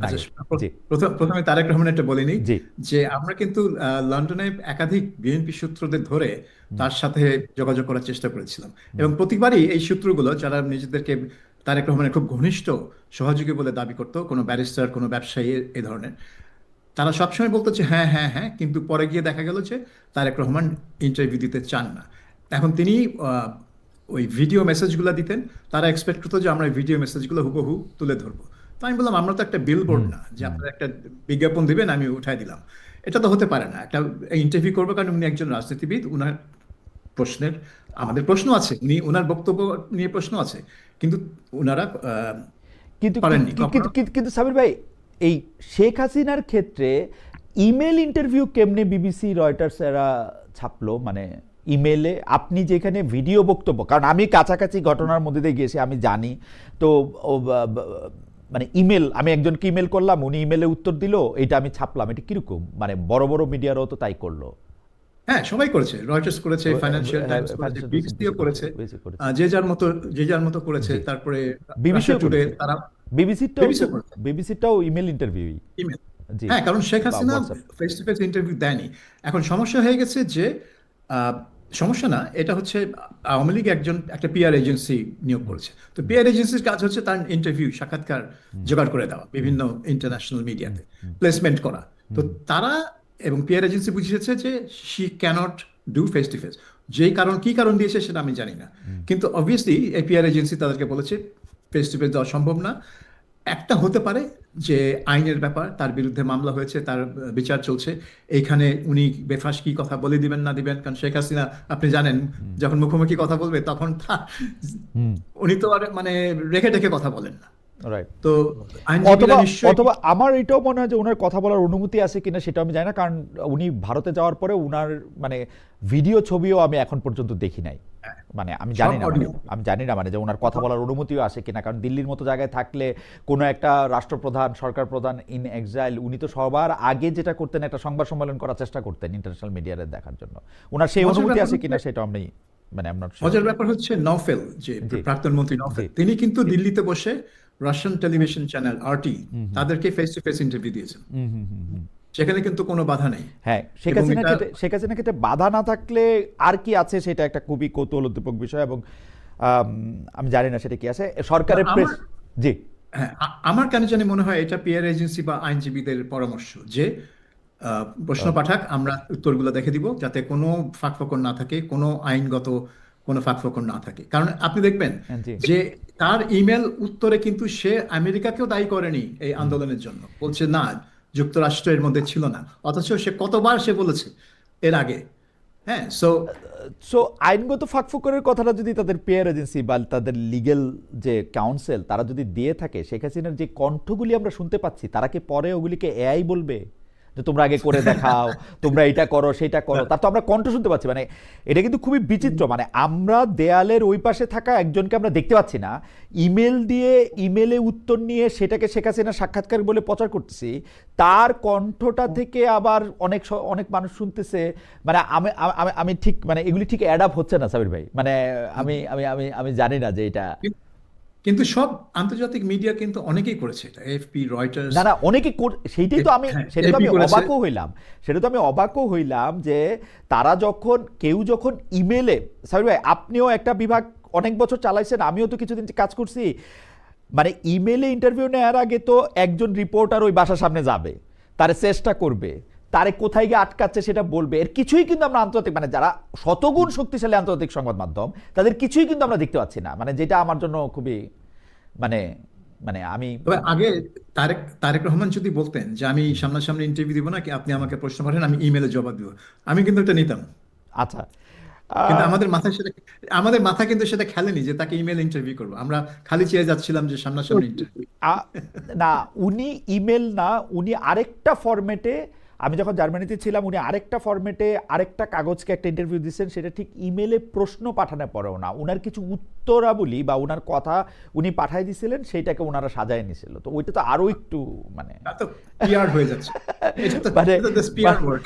মানে হাওয়েভার সরকারের প্রেস অফিস, এই সরকারের প্রেস অফিস এবং আন্তর্জাতিক মিডিয়াকে মোকাবেলা ওই জায়গা থেকে যদি একটু বলেন যে তারা উদাহরণ হয়ে থাকবেন কিনা।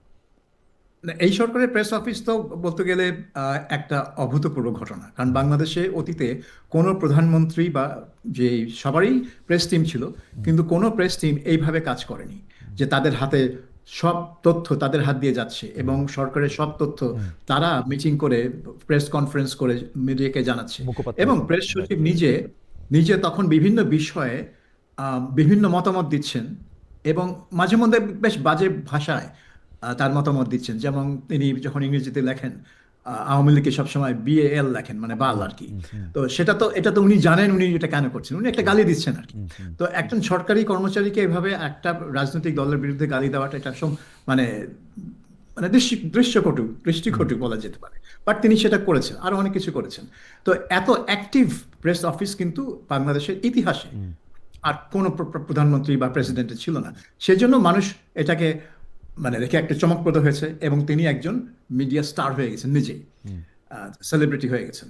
সো ওইটা কতদূর কাজে দিয়েছে আমি বলবো যে উনি এই কাজটা করতে গিয়ে, ওই স্পিন করতে গিয়ে, উনি বড় স্পিন ডক্টর, তো ওই স্পিন করতে গিয়ে এত বেশি স্পিন করে ফেলেছেন মাঝে মাঝে যে তার কথাবার্তার মানে সততা নিয়ে অনেকের মনে প্রশ্ন জন্মেছে।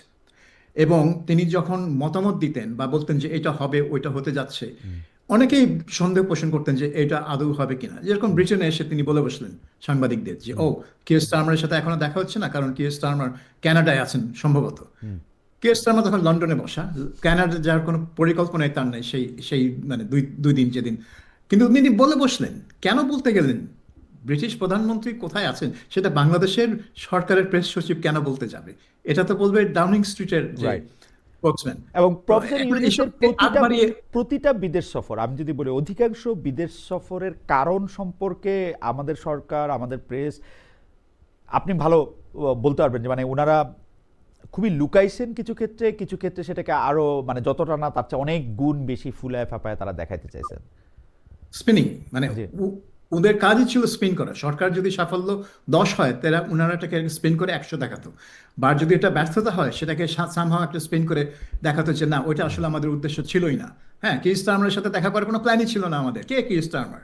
হ্যাঁ, তো কিন্তু দেখা হয়ে গেলে বলতো যে মানে প্রফেসর ইউনূসকে সাক্ষাৎ করার জন্য বিশ্ব নেতারা দাঁড়িয়ে আছেন। কিন্তু আপনি দেখেন এই মানে 1.5 বছরে কিন্তু বড় বিশ্ব কোনো নেতা বাংলাদেশে আসেনি। ওই মালয়েশিয়ার প্রধানমন্ত্রী এসেছিলেন আনোয়ার ইব্রাহিম, আর কেউ কিন্তু আসেননি। ভুটানের প্রধানমন্ত্রী এসেছিলেন, তাকে ঠিক বিশ্ব নেতা বলা যায় না। সো মানে এবং ডক্টর ইউনূস বিভিন্ন অনুষ্ঠানে গেছেন, সেমিনার, কনফারেন্স, যেখানে হয়তো সরকার প্রধানের যাওয়ার কথা না, ইনফ্যাক্ট যাওয়ার কথাই না, কারণ অন্যান্য দেশের সরকার প্রধানরা অনেকগুলো ছিলেন না, কিন্তু তিনি গেছেন। গিয়ে কিন্তু অনেকটা তার নিজের মানে নিজের কাজ করেছেন, ওই ৩-০ থিওরি হুম, পুশ করেছেন, বা ওই এনজিও কমিউনিটির যেসব কথাবার্তা হুম, সেগুলো করেছেন। মানে অর্থাৎ ইউনুস সেন্টারের প্রধান হিসেবে তিনি যে কাজ করতেন, হুম, হুম। যে সফরগুলো করতেন, যে অনুষ্ঠানগুলো অ্যাটেন্ড করতেন, ঠিক সেই কাজই তিনি করে গেছেন চিফ অ্যাডভাইজার হিসেবে। কিন্তু এটা বাংলাদেশের সরকারি খরচে আর কি। আগে হয়তো করতেন অন্য সোর্সের খরচে, এইগুলো হয়েছে সরকারি খরচে।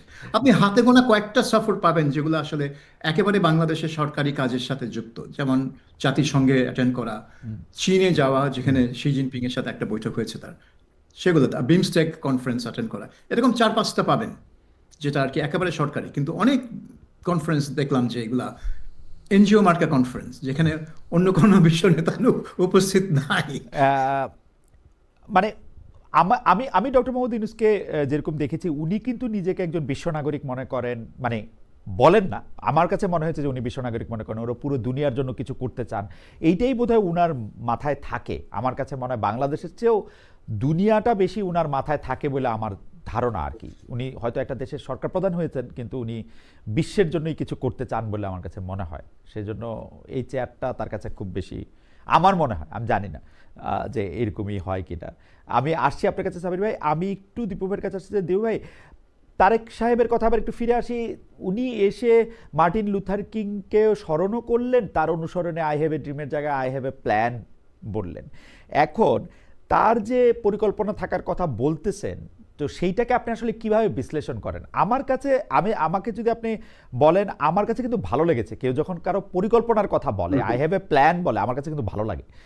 কিন্তু সমালোচনার জায়গাটা হচ্ছে এই যে তিনি কি একটা নির্দিষ্ট চেয়ারে ওনাকে দেখতে পাচ্ছেন বলেই এটা বলতেছেন? মানে মানে সামনে যে আমরা 12 তারিখে যেটা দেখবো সেটা কি অনেকটাই আসলে নির্ধারিত, এরকম ভাবতেছেন, নাকি এরকম ভাবাটা ঠিকই আছে? আপনার কাছে কি মনে হয় আই হ্যাভ এ প্ল্যানটা আপনি কিভাবে দেখতেছেন? সাবির ভাইয়ের কাছে এটা আমি আসবো, কিন্তু আপনার কাছে একটু শুনে নেই। দেবো 30টা সেকেন্ড। এইটা হচ্ছে যে আমরা দর্শকদের কাছে জানতে চেয়েছিলাম যে কার্যক্রম নিষিদ্ধ আওয়ামী লীগ নির্বাচনে অংশ নিতে পারবেন না, আবারও স্পষ্ট করেছেন প্রধান উপদেষ্টা প্রেস সচিব মোহাম্মদ শফিকুল আলম। দর্শকদের কাছে প্রশ্ন ছিল অন্তর্বর্তীকালের সরকারের অবস্থান সমর্থন করেন কিনা। শতকরা 65% দর্শক এটাকে সমর্থন করেছেন, সমর্থন করেননি শতকরা 35%। 32,000 দর্শক এখানে ভোট দিয়েছেন। আমরা আওয়ামী লীগের প্রসঙ্গে যদি আমরা সময় পাই আমরা পরে কথা বলবো। দীপু ভাই, আপনি যদি একটু আমাদের বলেন আই হ্যাভ এ প্ল্যানটাকে আপনি কিভাবে দেখছেন? আচ্ছা, এটা আজকে কিন্তু শুধু বাংলাদেশে না, আন্তর্জাতিক গণমাধ্যমও কিন্তু সেই কথাটা উল্লেখ করছে। আজকে প্রথম আলোর এই শিরোনামটা দেখেন যে আন্তর্জাতিক গণমাধ্যমে তারেক রহমানের দেশে ফেরার খবর সম্ভাব্য প্রধানমন্ত্রী মন্ত্রী। বলে উল্লেখ। হুম, হুম, হুম, স্বাভাবিকভাবে হুম, হুম, মানে যেহেতু বড় দল হিসেবে তারেক রহমান ওটাই চিন্তা করবে যে আমি ক্ষমতায় যাব, সুতরাং আমি আমার একটা পরিকল্পনা, আর নির্বাচনের আগে আমি একটা পরিকল্পনা আমি প্রকাশ করব। এই পরিকল্পনার মধ্য দিয়ে আমি সারা দেশের মানুষকে উজ্জীবিত করব এবং ভোট আহ, আনবো। তো তার কিছু কিন্তু মানে শব্দ কিন্তু তিনি উল্লেখ করেছেন। যেমন বলছেন পাহাড় থেকে সমতলের মানুষ, হিন্দু, বৌদ্ধ, খ্রিস্টান সবাইকে নিয়ে ঐক্যবদ্ধ। তার মানে একটা ঐক্যের বার্তা দিলেন, এখানে বিভাজন করবেন না। কোনো সম্প্রদায় সম্প্রদায় যেই পরিস্থিতিটা তৈরি হয়েছে তার বিপক্ষে বললেন। আইন শৃঙ্খলা, শান্তি শান্তি শান্তি 3বার উচ্চারণ করছে। তারপরে এই যে টার্মগুলো বলার মধ্য দিয়ে কিন্তু তিনি মানে সমৃদ্ধি, শান্তি, নিরাপত্তা, ঐক্য, এই কথার মধ্যেই কিন্তু তারা ওই যে আই হ্যাভ এ প্ল্যান, অর্থাৎ ওই যে পরিকল্পনাটা তিনি সামনে নিয়ে আসবেন। তারা হয়তো বিস্তারিত হয়তো কয়েকদিনের মধ্যে আমরা পাবো, তখন বুঝতে পারবো যে কি সেই পরিকল্পনা। তো ঠিক আছে, এটা 12 তারিখে নির্বাচনে বিএনপি জয়যুক্ত হবে সেটা ধরে নিয়েই তো তাকে মাঠে নামতে হবে। সেই হিসাবে উনি কনফিডেন্ট, তার সেই এটা অভিব্যক্তিটা তার বক্তব্যের মধ্য দিয়ে ফুটে উঠছে, এবং কর্মসূচির মধ্য দিয়ে তিনি সেটা সারা দেশ ব্যাপী হয়তো সফরের মধ্য দিয়ে আরো পরিষ্কার করবেন। আমার ধারণা যে বড় দলের বড় নেতা হিসাবে এটা সঠিকই আছে। আহ, সাবির ভাই, আপনি কি মনে করেন আই হ্যাভ এ প্ল্যানটাকে আপনি কিভাবে দেখছেন? আমি এটা দেখছি তারেক রহমানের 17 বছর পশ্চিম পশ্চিম বিদেশে, পশ্চিম হুম, দেশে হুম, থাকার ফসল। কারণ পশ্চিমা দেশগুলোতে পলিটিক্স যখন করে তারা, তাদেরকে কিন্তু জনগণকে দেখাতে হয় যে হুম, তারা কনফিডেন্ট, তাদের একটা প্ল্যান আছে, তারা জানে তারা কি করবে। পার্টির প্ল্যান আছে এবং তারা প্ল্যানটাকে ব্যাখ্যা করতে হয় তাদেরকে যে এই পরিকল্পনা কিভাবে ফাইন্যান্সড হবে, কোথা থেকে টাকা আসবে। সো এই প্ল্যান থাকা এবং কনফিডেন্টলি বলা যে আমার কাছে প্ল্যান আছে, কিন্তু আমার হাতে একটা পরিকল্পনা আছে, এইটা হচ্ছে পশ্চিমা রাজনীতির একটা ছাপ তার উপরে আমি দেখলাম। যে এটা এটা বাংলাদেশে কিন্তু লোকজন একটু কাঁচুমাচু থাকে, একটু অ্যাপোলজেটিক থাকে, না না না আমি বেশি ক্ষমতার লোভ দেখাতে চাই না। তো পশ্চিমা বিশ্বাসে ক্ষমতার লোভ যদি না থাকে তাহলে তুই এটা পলিটিক্স করিস কেন? হ্যাঁ, অবশ্যই পলিটিক্স করি ক্ষমতায় যাওয়ার জন্য, তাহলে কেন আমি বলবো না যে আমার এই পরিকল্পনা আছে, তুমি এই পরিকল্পনা নাও, হ্যাঁ নাও, আমাকে ভোট দাও, আমি গিয়ে এই পরিকল্পনা বাস্তবায়ন করব। তো তারেক রহমান সেটা করছে এবং মোস্তফা ফিরোজ দীপু যেভাবে ব্যাখ্যাটা করলেন যে তিনি বাংলাদেশের যে অবস্থা সেটাকে একটা চিত্র ধরে ধরে বললেন যে আমি শান্তি চাই, আমি সমৃদ্ধি চাই, আমি ঐক্য চাই এবং আমি একটা প্ল্যান আছে। অর্থাৎ সেই প্ল্যানে থাকবে কি করে বাংলাদেশকে একটা দেশ হিসেবে ট্রিট করবেন তিনি, এবং এখানে কোনো বিভাজন রাখবেন না, এবং যেভাবে সমৃদ্ধ করবেন সারা দেশকে, সেটার একটা প্ল্যান আমরা ধরে নিতে পারি যে এইটাই তার লক্ষ্য। এবং এইটা তিনি বলেছেন। এবং মার্টিন লুথার কিংকে কোট করাটা well, ভালো ছিল, কিন্তু যেহেতু তিনি একবার বলে ফেললেন যে তাকে চেনেন নাকি, এটা না করলেও পারতেন, ওটা একটু হালকা করে দিল জিনিসটাকে। না, এটা এটা তো আমজনতাকে আসলে করছে না, হ্যাঁ, ঠিক আছে, ধরে নেওয়া উচিত মানে ছিল যে সবাই চেনে, মার্টিন লুথার কিংকে চিনবে না কেন? So I have a dream. না, যে অডিয়েন্সের সামনে তিনি বলছেন সেই না অডিয়েন্স অনেকেই আমাদের মাঝে নাম না শুনে। এটা সাবির ভাই, আমি আমাদের বিশ্ববিদ্যালয়ের শিক্ষকদের মধ্যে এটা দেখেছি। আমরা মাস্টার্স করতে করতে আমাদেরকে যখন রেমন্ড উইলিয়ামস পড়ানো হচ্ছে, লং রেভলিউশন, আমরা অনেকেই হয়তো সেটা আগে পড়ছি, কিন্তু আমাদের স্যাররা খুব ইন্ট্রোডাকশনের মতো করে আমাদেরকে জানতে চাইতো যে তোমরা কি রেমন্ড উইলিয়ামসের নাম শুনেছো, ওরকম মনে হয় আর কি আমার, যে যে এটা হয়তো হয়তো হয়তো তিনি যখন বললেন মার্টিন লুথার কিং এর কথা, তারপর হয়তো দেখলেন সামনের সারি দর্শকরা অবাক হয়ে তাকায় আছে তার দিকে, তখন ওনার লক্ষ্য হয়তো পিছনের সারির দর্শকরা ছিল। আমি আজকে এই প্রসঙ্গটা আমি আসলে সাবির ভাইকে দিয়ে শুরু করতে চাই, দীপু ভাইয়ের কাছে একটু পরে আসতে চাই। সাবির ভাই, এই যে আওয়ামী লীগের নির্বাচন থেকে পেছনে রাখা, যেখানে আমাদের দর্শকরাও শতকরা 65% মনে করছে যে ঠিকই আছে, তাদেরকে নির্বাচনের বাইরেই রাখতে হবে জনাব শফিকুল আলমের এই দাবির সঙ্গে ঠিক আছে না, এটার প্রসঙ্গে আপনি আসলে কি মনে করেন? আওয়ামী লীগের পাশাপাশি আরও কিছু দল নিষিদ্ধ করা উচিত কিনা, যেমন জাতীয় পার্টি, তারপর হচ্ছে সিপিবির কথাও একবার হয়েছে, পরে আবার সিপিবিকে বাদ দেওয়া হচ্ছে। আপনি এইটার প্রসঙ্গে আপনি কি বলেন? আমরা দীপু ভাইকে এরপরে আপনার শুনতে চাই। আমার মতে বাংলাদেশে কোনো দলকেই নিষিদ্ধ করা উচিত না, কোনো দলকেই নির্বাচনের বাইরে রাখা উচিত না, কারণ আলটিমেটলি পাবলিক ডিসাইড করবে। আমরা তো সবসময় বলি জনগণই সবকিছু সিদ্ধান্ত দিবে, তো জনগণ সিদ্ধান্তটা দিবে কিভাবে? তার দেওয়ার রাস্তা একটা, সেটা হচ্ছে ভোট। কারণ ভোট দিলেই আপনি অন্তত 60-70% লোক তার সিদ্ধান্ত দিতে পারবে। সো আপনি যদি ওই ভোটে তাকে ওই চয়েসটাই না দেন যে আওয়ামী লীগ, জাতীয় পার্টি, জাসদ ইনু এবং ওয়ার্কার্স পার্টি মেনন ইত্যাদি ইত্যাদি ইত্যাদি, যাদেরকে নিয়ে এখন বিতর্ক, তাহলে আপনি জনগণকে ওই অধিকার থেকে বঞ্চিত করছেন। তাদের যে অধিকার আছে যে আমি ডিসাইড করব আমি কাকে চাই। এখন আমার এলাকায় যদি আওয়ামী লীগ প্রার্থী একটা ভালো লোক হয়ে থাকে, তাকে যদি জনগণ পছন্দ করে থাকে, তাকে আমি কেন ভোট দিতে পারবো না? তো সেই জন্য আমার মনে হয় যে আওয়ামী লীগের বিরুদ্ধে যত সুনির্দিষ্ট অভিযোগ আছে, যত আওয়ামী লীগ নেতাদের বিরুদ্ধে সুনির্দিষ্টভাবে সুনির্দিষ্ট অপরাধের অভিযোগ আছে, তাদেরকে ধরেন, তাদের বিরুদ্ধে মামলা করেন, তাদেরকে বিচার করেন এবং দোষী সাব্যস্ত হলে তাদেরকে জেলে পাঠান। কিন্তু দলকে আপনি নিষিদ্ধ না, করা কিন্তু- মানে হচ্ছে আপনি দলের কিন্তু স্যার এখানে একটা প্রসঙ্গ না, যে আওয়ামী লীগের মানে এটা সভানেত্রীর গলা না এআই আমি জানি না, কিন্তু দলের সভানেত্রীর নামে যে কথাটা প্রচারিত হচ্ছে, ওনারা তো এই সরকারকেই স্বীকার করেন না, এই সরকারের সাথে নির্বাচনই করতে চান না, তো ওনাদের নিষিদ্ধ মানে না না, করলে বা এখন করলে সেটাই তো কথা। বিএনপি তো নির্বাচন বয়কট করতো। হ্যাঁ, হ্যাঁ, তো আওয়ামী লীগ বলতো যে বিএনপি যদি নির্বাচন করতে না চায় তো আমরা কি আমরা কি করব? করব? সেই তো বয়কট করছে। কিন্তু এখন তো আওয়ামী লীগ বলছে আমাদেরকে নিষিদ্ধ করেছে। সরকার যদি বলে যে নিষেধাজ্ঞা তুলে নিলাম, তাদের নিবন্ধন রেস্টোর করলাম, নৌকা মার্কা নিয়ে ইলেকশন করেন, তখন যদি তারা করতে না চায় তাহলে তো দোষটা কার হবে? এটা তো সরকারের হবে না, এটা তো Right. আওয়ামী লীগের হবে। তো আমার মনে হয় যে সরকারের এই চালটা ভুল, এটা ঠিক না। এবং আওয়ামী লীগের যদি ভরাডুবি হয় ইলেকশনে, সেই ভরাডুবি থেকে তাদেরকে রিকভার করতে 50 বছর লাগবে। কিন্তু এখন কিন্তু আওয়ামী লীগ একটা আস্তে আস্তে একটা ভিকটিম সেজে যাচ্ছে, যে আমাদেরকে নিপীড়ন করা হচ্ছে, আমাদেরকে নিষিদ্ধ করা হচ্ছে। হ্যাঁ, আমরা আন্ডারগ্রাউন্ডে চলে গেছি। জাস্ট একটু দ্রুত প্রশ্ন, অনেকে যে বলতেছে যে দল হিসাবে আওয়ামী লীগের কিছু পাপ রয়েছে, কারণ তারা দলের মানে এই যে 3টা নির্বাচন বাজাই করে করা, আইন শৃঙ্খলা পরিস্থিতি যে গুম করা, খুন করা, মানুষকে এগুলি করা, অত্যাচার করা, দল হিসেবে তো তারা কোনো প্রতিবাদ করেনি, তাদের কি দল হিসেবে কোনো শাস্তি হবে না? এটাও একটা প্রশ্ন মানুষের মনে। না, দল হিসেবে তো প্রতিবাদ করেনি। এখন আপনি বলেন যখন র্যাব গঠন করলো খালেদা জিয়া 2004 সালে, এবং র্যাব একের পর এক বিচার বহির্ভূত হত্যাকাণ্ড চালায় গেল, দল হিসেবে কি বিএনপি প্রতিবাদ করেছে? করেনি। কারণ কি? এটা সরকারের সিদ্ধান্ত, বিএনপি সরকারে করেনি। তার জন্য তো বিএনপিকে দল হিসেবে তো বিচার করা যায় না।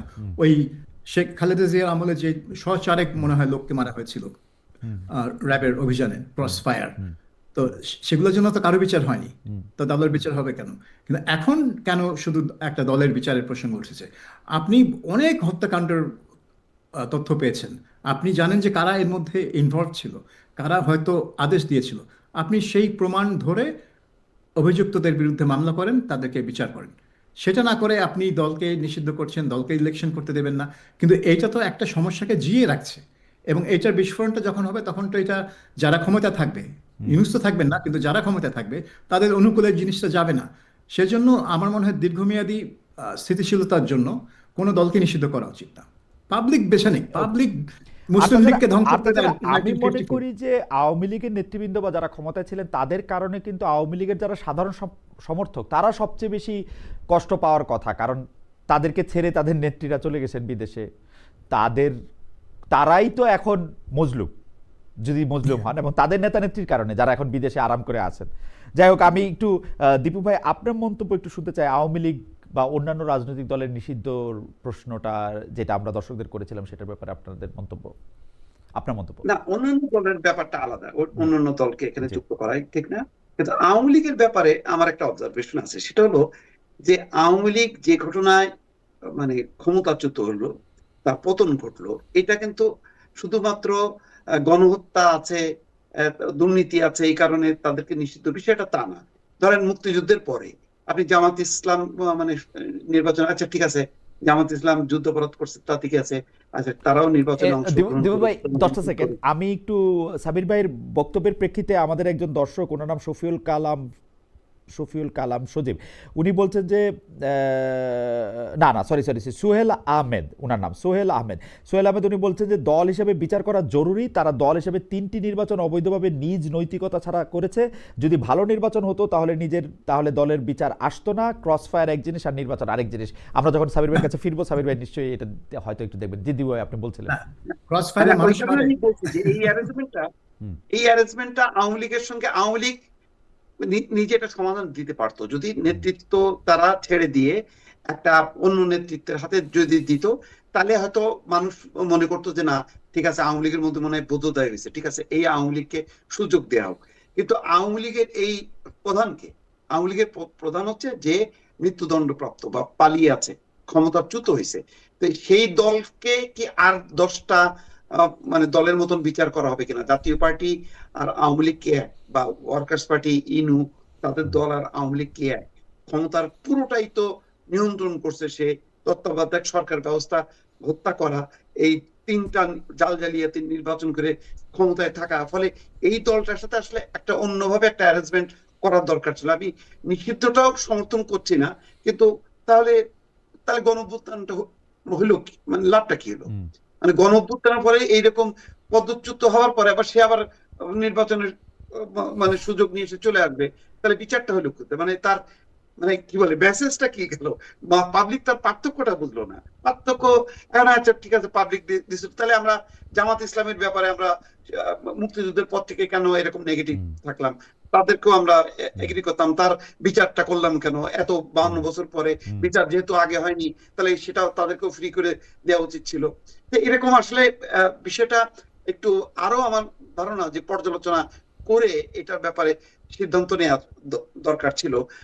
গভর্নমেন্ট তো একেবারে মানে খুব ব্রুটালি একটা সিদ্ধান্ত নিয়েছে, এটা আরো রাজনৈতিক স্পর্শকাতর, আরো আলাপ আলোচনার মধ্য দিয়ে এই ব্যাপারে আমার কিন্তু মনে পড়ে ডক্টর মোহাম্মদ ইউনূস আন্তর্জাতিক গণমাধ্যমে সাক্ষাৎকার দিয়ে বলছিলেন যে এই সরকার আসলে কোনো দলকে নিষিদ্ধ করার পথে হাঁটতে চায় না।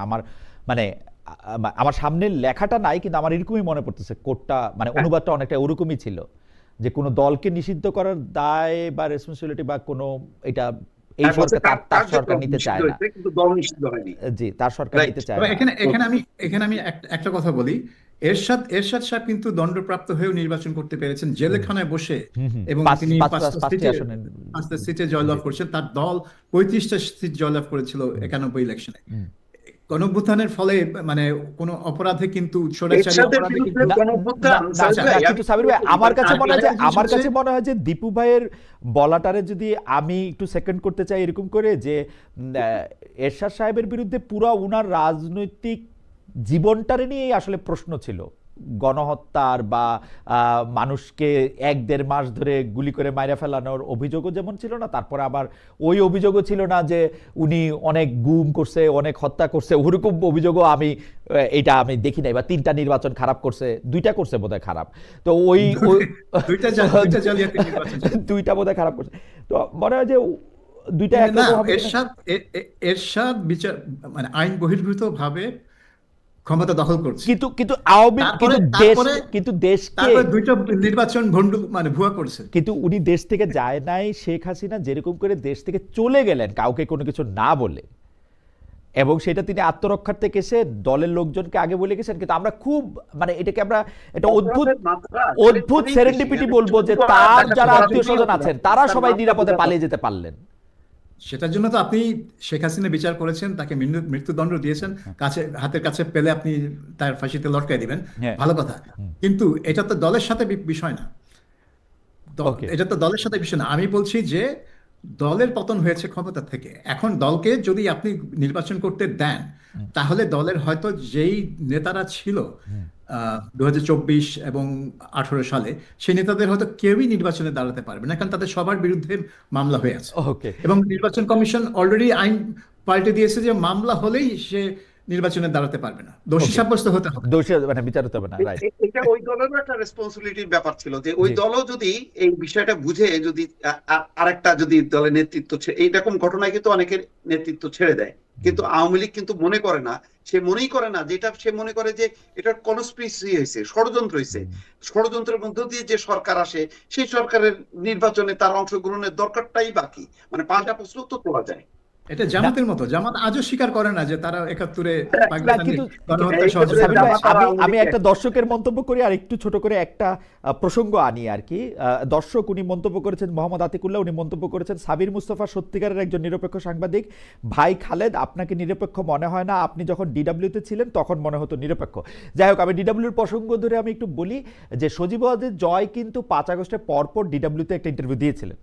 সেই ইন্টারভিউতে তিনি বলেছিলেন, না ডিডব্লিউর ইন্টারভিউতে নাকি তার আরেকটা ইন্টারভিউতে, আমি এই মুহূর্তে ভুলে গেলাম, যে তিনি কিন্তু সেখানে বলেছিলেন যে তারা রাজনীতিতে করবেন না, তার মা আসলে এখন আর রাজনীতি থেকে দূরে থাকবেন, আওয়ামী লীগের কী হবে, বাংলাদেশে কী হবে তারা তা জানেন না। যেটা দীপু ভাই বলতেছেন যে এরকম একটা, এটা তো এক ধরনের ডিফিটটাকে কনসিড করা, এইটা থেকে কেন মানে আওয়ামী লীগ বাইরে হয়ে আসলো, বা আওয়ামী লীগ কেন এটা স্বীকার করে না যে এটা তার নেতৃত্বের পরাজয়? এইটা কি মনে হয়, এটা যদি আপনি একটু বলতেন সাবির ভাই, যে এইটা কি মনে হয়? যেটা খুব ইন্টারেস্টিং। কয়েক মাস আগে আমি লন্ডনে কয়েকজন ফর্মার আওয়ামী লীগ মন্ত্রী এমপির সাথে মানে দেখা হয়েছিল লন্ডনে। এরা সব কিন্তু এখানে মানে পলাতক ছিলেন, এবং তাদেরকে কিন্তু আমি ওই কথাটাই বলেছিলাম যে আপনারা এই 15 বছর কিন্তু ধারাবাহিকভাবে ভুল সিদ্ধান্ত দিয়েছেন, এবং প্রতিটা ভুল সিদ্ধান্তের জন্য পাবলিক কিন্তু আপনাদের উপর ক্ষিপ্ত হয়েছে, এবং সেই ক্ষোভটা তারা পুষেছে। ওইটা তারা বহিঃপ্রকাশ করতে পারেনি, কারণ নির্বাচন আপনারা ভণ্ডুল করে দিয়েছেন। এই ক্ষোভ ইউজুয়ালি মানে বহিঃপ্রকাশ ঘটে ভোটে, কিন্তু আপনি তাদেরকে ভোট দিতে দিচ্ছেন না, আপনি তত্ত্বাবধায়ক সরকার বাতিল করে দিচ্ছেন। ক্ষোভটা পঞ্জীভূত হতে হতে 24 সালে সেই বিস্ফোরণটা হলো।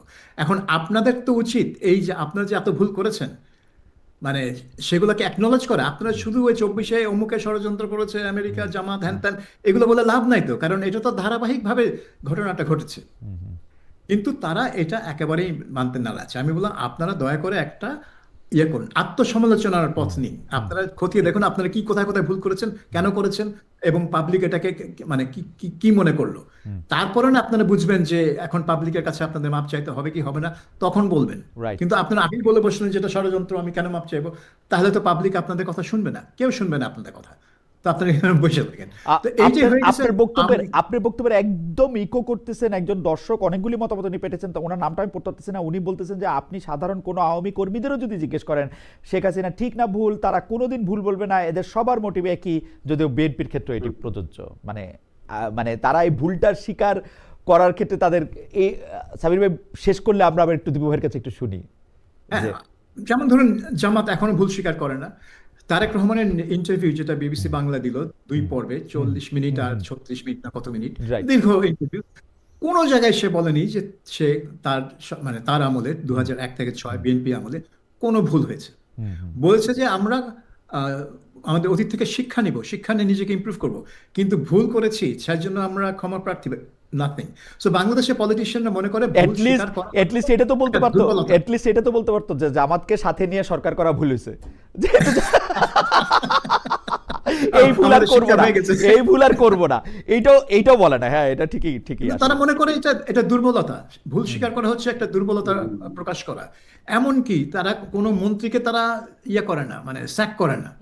যে মন্ত্রী টোটালি ফেলিওর, এই যে জাহাঙ্গীর সাহেব, biggest failure in Yunus government, না না, যে খোদাবক্স সাহেবকে করছে, খোদা সাহেব খোদা বক্স হয়ে গেলেন, খরচের খাতা চলে গেল। সো খোদা- এইটাও তারা করতে চান না। অ্যাবসলিউটলি। দীপু ভাই, আপনি যদি কোনো কিছু বলতেন, মানে এই প্রসঙ্গে আপনি বলতেছিলেন যে মানে কেন আওয়ামী লীগের জি নেতৃত্বের ভুল স্বীকার প্রসঙ্গে। এইটা মানে তাদের সেই মানে অন্তত ঠিক আছে মানে আওয়ামী লীগের এত বড় একটা বিপর্যয়, আপনি পার্সোনালি কথা বলেন, দেখবেন যে সবাই বলে যে হ্যাঁ আমাদের তো এটা চরম ভুল হয়েছে বিএনপি কে এইভাবে করে এই শক্তিটাকেও ধ্বংস করে দিয়ে এই যে এখন ফ্যানাটিজমের উদ্ভব ঘটলো, এটার আমাদের দায় আছে, পার্সোনালি বলবে, কিন্তু সম্মিলিতভাবে স্বীকার করবে না। তাহলে এই অস্বীকার করে তাহলে কি রাজনীতিতে আসবে, কি আবার নতুন করে আসবে, কি তারা আশা ভরসার জায়গায়? হ্যাঁ, তারা হয়তো বড় ধরনের ব্যর্থতার কারণেই কিন্তু এখন আওয়ামী লীগের জনপ্রিয়তাটা বাড়ছে, এটা সত্য। এবং নির্বাচনে যদি তারা পার্টিসিপেট করে, তাহলে যদি আমি ধরে নিচ্ছি যদি পার্টিসিপেট করতে পারতো, তাহলে কিন্তু তারা সেকেন্ড পজিশনে চলে আসতো এবং দেখা যেত যে লড়াইটা হয়তো আসলে আওয়ামী লীগ আর বিএনপির মধ্যে, এটাও সত্য, আমি মানি।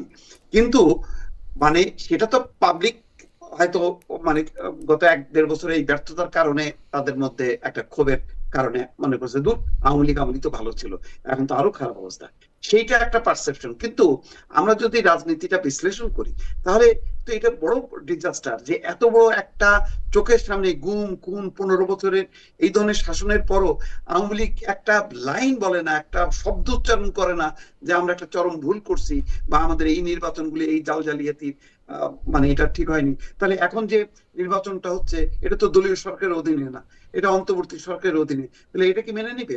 এখন তত্ত্বাবধায়ক সরকার ব্যবস্থা যদি ইন্ট্রোডিউস হয়, তাহলে তার অধীনে কে তারা নির্বাচন করবে? আগে তো বলছে না তত্ত্বাবধায়ক সরকার নাকি সবচেয়ে খারাপ জিনিস, এটা একেবারে অসাংবিধানিক, হ্যাঁ, এর হ্যাঁ, ভিতরেই যাওয়া যাবে। তাহলে এখন তারা যাবে বা নির্বাচন করতে চায় মানে তত্ত্বাবধায়ক কোন সরকারের এতে? তত্ত্বাবধায়ক সরকারের অধীনে কোনো নির্বাচন যুক্তি তো থাকলো না। আমরা শেষ প্রশ্ন, কিন্তু এই প্রশ্নটা আসলে আপনাদের দুজনের কাছে একটা ক্রিস্টাল বল থাকার প্রয়োজন হবে। আমার মনে হয় যে একটা ক্রিস্টাল বল হয়তো আছে সাবির ভাইয়ের কাছে এবং দীপু ভাইয়ের কাছেও একটা আছে।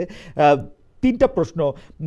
দীপু ভাই, নির্বাচন ঠিক সময়, সাবির ভাই নির্বাচন ঠিক সময় হবে কিনা, অর্থাৎ ঘোষিত 12ই ফেব্রুয়ারি, নির্বাচন সুষ্ঠু হবে কিনা, সুষ্ঠু মানে যতটা সুষ্ঠু, মানে আমরা তো আসলে রাতের ভোট, অমুক ভোট তমুক ভোট দেখি, ওর কাছাকাছি কিছু হবে কিনা, এবং কে বিজয়ী হবে? সাবির ভাই। প্রথম প্রশ্ন, হ্যাঁ আমার মনে হয় 12 তারিখে ফেব্রুয়ারি 12 তারিখে ইলেকশনটা হবে, যেহেতু এখন তারেক রহমান দেশে ফিরে এসছে, এখন আর কোনো এটাকে পেছানোর কোনো অজুহাত আর থাকবে না। দ্বিতীয়ত সুষ্ঠু মানে রাতের ভোট তো হবে না, কিন্তু আমার মনে হয় না এই নির্বাচনটা আমরা সুষ্ঠু এবং অবাধ বলতে যা বুঝি সেরকম হবে। এখানে অনেক গন্ডগোল, অনেক গ্যাঞ্জাম হবে, এবং এটাকে সুষ্ঠু রাখতে হলে যে ধরনের আয়োজন দরকার, যে ধরনের দক্ষতা দরকার, এটা সরকারের আছে বলে আমার মনে হয় না। তারা ঢাকা শহরে 2টা পত্রিকা অফিসে আগুন দেওয়া ঠেকাতে পারে না। তারা সারা দেশে 300 আসনে নির্বাচন করবে সুষ্ঠুভাবে, এটা আমি মনে করি না। আর তৃতীয়ত এটা বিএনপিরই জয় হবে, কারণ বিএনপি ছাড়া আর কোনো দল সারা দেশে এনাফ আসন পাওয়ার মতো অবস্থানে নেই। Thank you. বিজয়ী হবে এটার প্রসঙ্গে যদি আপনি আরেকটা লাইন বলতেন, যে আপনি কি মনে করছেন যে এইটা যদি আবার একটু বলতেন, কারণ আমরা রিসিপশনটা একটু খারাপ পাইছি যে কে বিজয়ী হবে এই আচ্ছা, প্রসঙ্গটা। হ্যাঁ, আমি নিশ্চিত, আমি হ্যাঁ জাস্ট মনে করি না, আমি হ্যাঁ হ্যাঁ নিশ্চিত যে এই নির্বাচনে বিএনপি জয়ী হবে, কারণ তারা ছাড়া আর কোনো দল সারা দেশে 300 আসনের মধ্যে এনাফ পৌঁছাচ্ছে। সিট পাওয়ার যোগ্যতা রাখে না বা ওই অবস্থানে নেই। ওকে, আপনাকে ধন্যবাদ সাবির ভাই। আমি একটু দীপু ভাইয়ের কাছে একই প্রশ্ন, ক্রিস্টাল বল কোশ্চেন হচ্ছে যে নির্বাচন ঠিক সময় হবে কিনা, সুষ্ঠু হবে কিনা, কে বিজয়ী হবে? নির্বাচন সঠিক সময়ে হবে, নির্বাচন সুষ্ঠু হবে না, আর বিএনপি বিপুলভাবে জয়ী হবে। আচ্ছা, তিনটি বিষয় আপনি সাবির ভাইয়ের সাথে আমাদের দুজন সম্মানিত আলোচকই আসলে একই রকম মন্তব্য বা মন্তব্য করলেন। দুজন বিদেশ থেকে আমাদের সাথে যুক্ত হয়েছিলেন, সাবির ভাই লন্ডন থেকে এবং দীপু ভাই ব্যাংকক থেকে। আপনাদের দুজনকে অনেক ধন্যবাদ আপনাদের সময়ের জন্য। তিনটা ভিন্ন টাইম জোন থেকে আমরা আরেকটা টাইম জোনের দর্শকরা যেখানে আমাদের বেশি ছিলেন তারা কথা বলেছেন, কিন্তু অনেক দর্শক আমাদের সাথে অংশগ্রহণ করেছেন, অসংখ্য মন্তব্য পাঠিয়েছেন এবং সেই মন্তব্যের মধ্যে আমাদের সমালোচনা, মানে আমার তো বেশি সমালোচনা ছিল, সাবির ভাই দীপু ভাইয়ের সমালোচনা যেমন ছিল, অনেক প্রশংসাও ছিল, অনেক মানে সমর্থনও ছিল। আপনাদের দুজনকে অনেক অনেক ধন্যবাদ এবং দর্শকদেরও ধন্যবাদ দিতে চাই।